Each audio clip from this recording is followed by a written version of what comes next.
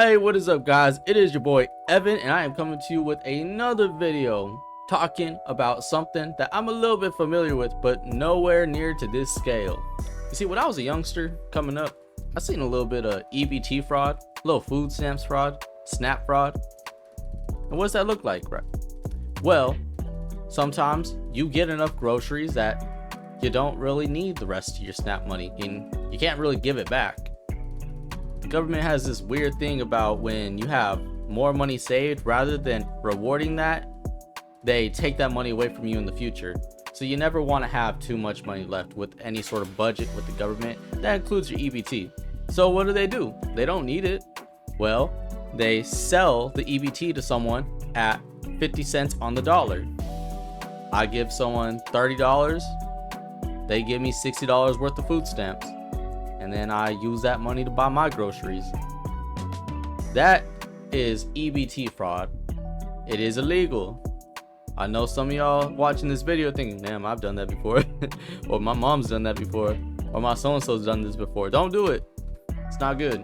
I'm fairly familiar with that.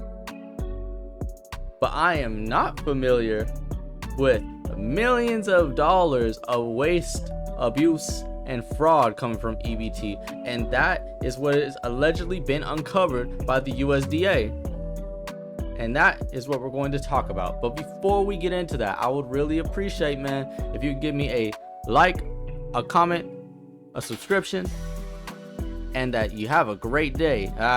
See, you thought that I was going to ask you to share this video. I would never ask you to share this video and actually mean it, bro. I know no one shares the videos, but if you would like, comment, and subscribe, you'd be doing me a big solid. You'd be helping this channel grow, and you'd be part of that personal journey for me. So I'd really appreciate if you could drop one of those. But with all that said, let's go ahead and get into the video. But first, there's this. A Department of Agriculture employee and 5 others under arrest this morning, accused of a multi-million-dollar food stamp fraud and bribery scheme.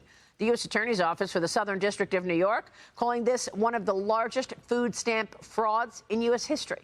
Joining me now is the U.S. Secretary of Agriculture, Brooke Rollins. Secretary, it's great to have you this morning. What can you tell us about this? Well, good morning, Maria. It's always so great to be with you, and you are coming from one of my favorite places in America, so it's really great to see you there.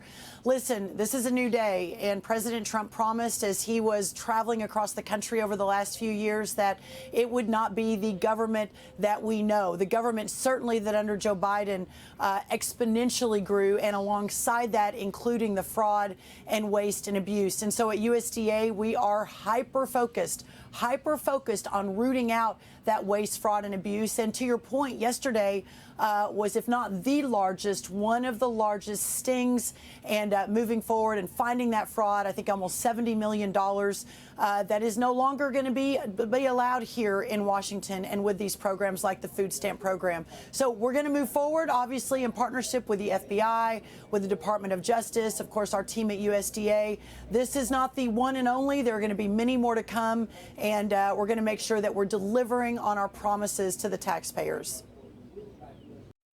Dairy and deception, chicken and corruption. Wow, that's a lot of money, man. That's $66 million worth of fraud and bribery coming from USDA. It's places you normally don't look, man. But that's really why I'm impressed with this administration. Stuff like this doesn't normally come out the woodworks. This stuff gets swept under the rug because there's just so much infinite money behind it that a lot of people don't even bother to look. This administration is getting that stuff out there. Shout out to Doge. So the prosecutors and the authorities are saying that this person defrauded the SNAP program, right? Also known as food stamps, $66 million in unauthorized transactions.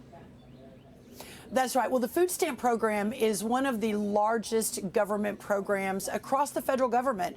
And obviously, I've talked on this show and other shows that it's time for real effective change. Part of that $200 billion annual program, the best sort of estimate is between 20 to 30% of that is fraud, waste, and abuse. The $66 million that was announced yesterday on behalf of USDA and the other. I want you to keep in mind that number.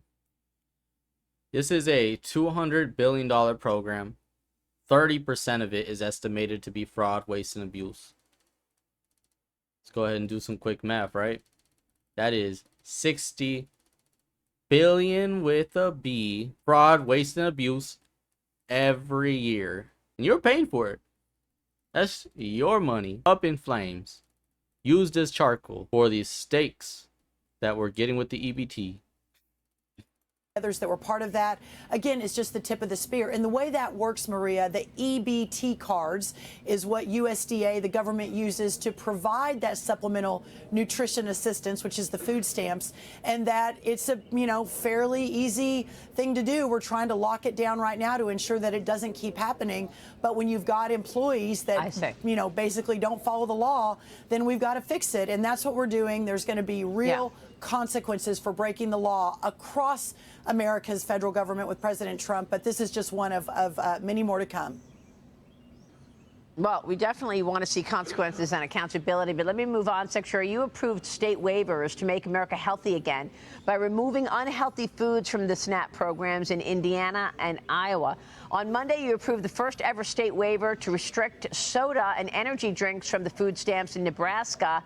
You're really zeroing in on health and wellness for our young people and everyone else. Your thoughts? Tell us more. So before she gets into that, I'm going to throw my 2 cents in. I'm a little torn on this issue, right?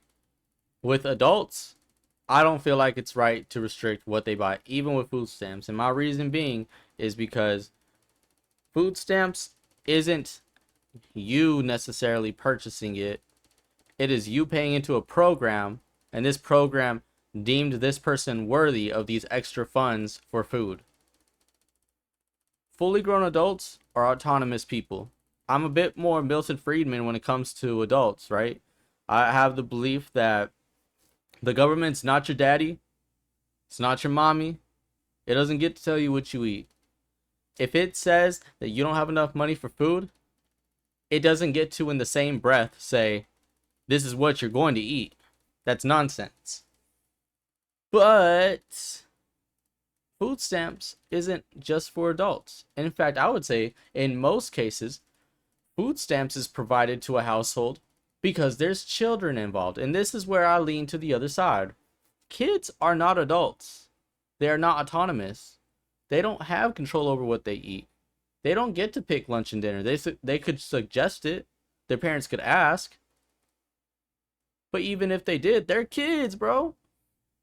They don't know right from wrong, and that includes their diet. So, when it comes to kids, this is where I believe that the government making these decisions to restrict soda and energy drinks, it helps. There is a public good that is gained at the cost of that liberty. And since all economic decisions are made at the margins and all political decisions are pros versus cons, let's weigh it out. I personally believe that the amount of liberty you're giving up in that moment is outweighed by the public good that is gained from children having healthier meals. And I'm not going to say that liberty isn't lost. And some people try to argue that. I do believe that there is a liberty lost by telling people that with this SNAP benefit, you are not allowed to buy an energy drink. You're not allowed to buy a soda. There is a little bit of liberty lost. It's not a huge amount. But any leeway to make a decision for yourself without having to convene and get permission from someone else, that is liberty. Textbook definition, liberty. Self-autonomy.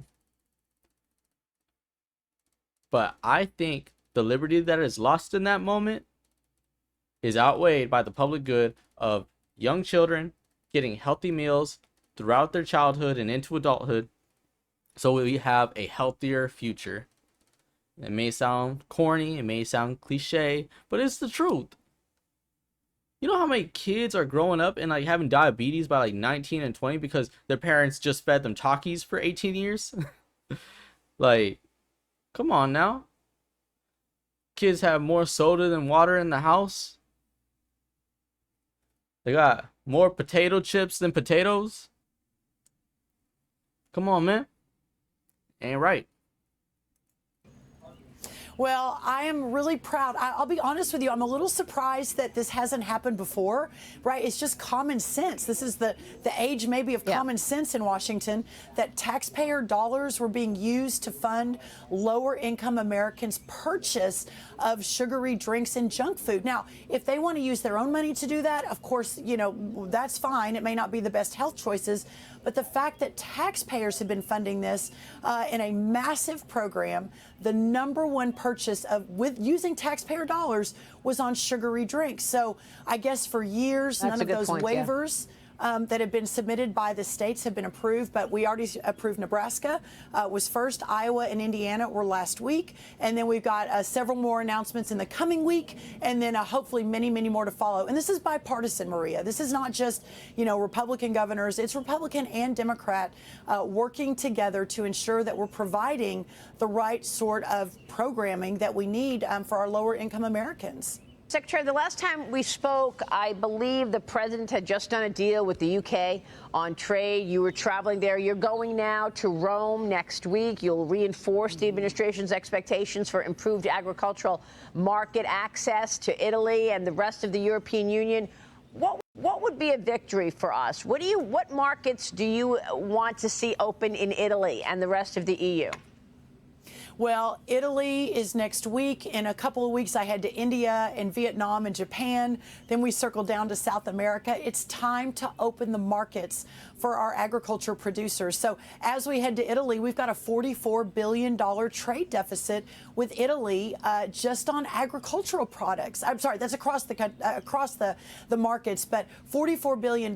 We send soybeans and wheat, kind of some feed additives for some agriculture products, but we bring in a lot of their wine, a lot of their pasta. We've just got to get these markets open. And it's not just the tariff side and ensuring that we've got the reciprocity that the president has been so focused on and just done such a great job for our country, but it's also on the non-tariff trade barriers. The EU and other countries around the world have used some of those based on faulty science, bad data, really on a protectionist approach. We've got to open those markets up. So we had an amazing couple days in the UK. We're making a lot of progress there. I'm so excited to meet with my counterpart in Italy next week, their Secretary of Agriculture, along with other Italian, key government officials. Then as we move around the world, several of the other cabinet members are doing the same thing. I think that it is a new day for America, for American products, for what we're manufacturing here, and from my perspective, for our amazing farmers and ranchers. I really appreciate what she's doing because people don't realize the markets we've been locked out of. America produces a lot of food, like a lot of food. Food that could very easily be bought by other nations to enrich ourselves. But foreign nations just don't allow it. People think that we're crazy for tariffing people. Have you seen the tariffs that are levied against us? 200% against our milk. 600% against our rice. Like, I want you to really think about how more well off farmers and America itself would be if we were allowed to sell our products on a fair playing field. That's what all of this tariff business has been about, getting us back to a fair playing field. We came out the victors of World War II, so we took it easy on everybody, allowing them to tariff us out the woozah because we're like, we could eat it.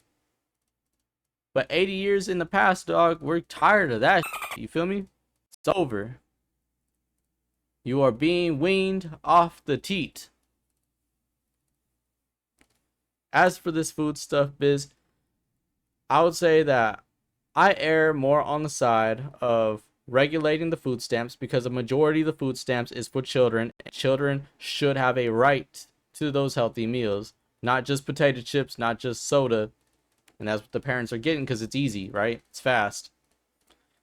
I do acknowledge there is a certain amount of liberty that is lost with that decision, but I think that the public health will outweigh the liberty that is lost. That's where I'm going to choose to end this video. If you found this entertainment, informing, or some other third thing, I'll really appreciate it, man. If you could like, comment, or subscribe for me. You feel me? If you want to share with a friend, go ahead and share with a friend. You know a couple friends on EBT and you want to tell them, hey man, you ain't gonna be able to drink no energy drinks on your EBT anymore. Hey, you're not gonna be allowed to buy no more soda on your EBT anymore. Go ahead and send this to them. I'm Evan. This was the video, and I'm out. Peace.